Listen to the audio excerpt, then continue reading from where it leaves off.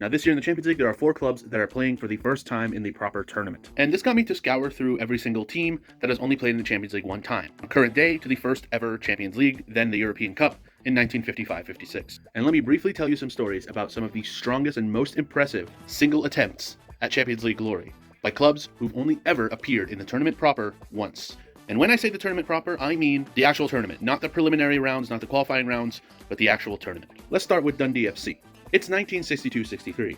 These days, Dundee FC is known for being the other club in Dundee with their more illustrious neighbor, Dundee United. But back in 1963, Dundee FC almost became champions of Europe. Yeah, it's the only time they've ever been there. So back then there was no group stages, it went straight to knockouts. Dundee played against a sporting club from Portugal. Mind you, back then the Portuguese league was much stronger than it is today.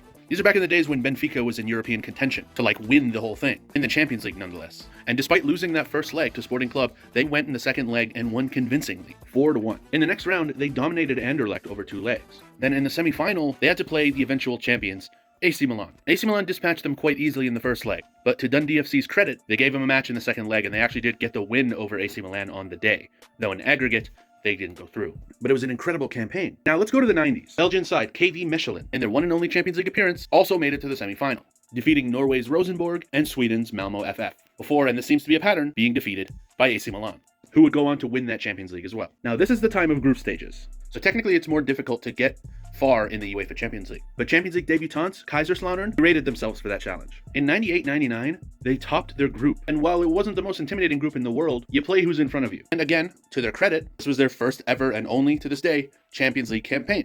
They'd never been there before. Benfica and PSV?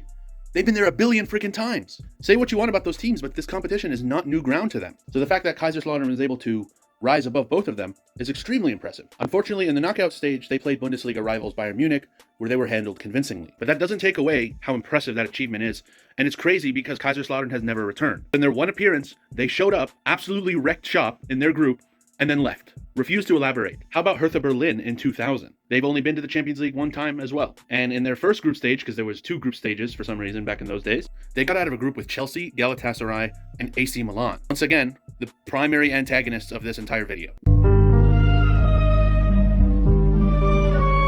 But this time, AC Milan got last in the group. And despite getting second, they got incredible wins over both Chelsea and AC Milan. Surprisingly, it was Galatasaray that gave them trouble, as they were hammered by them 4-1 at home. But still, they made it out.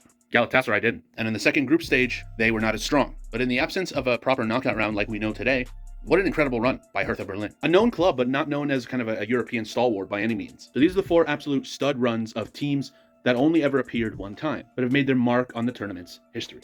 Thanks for watching.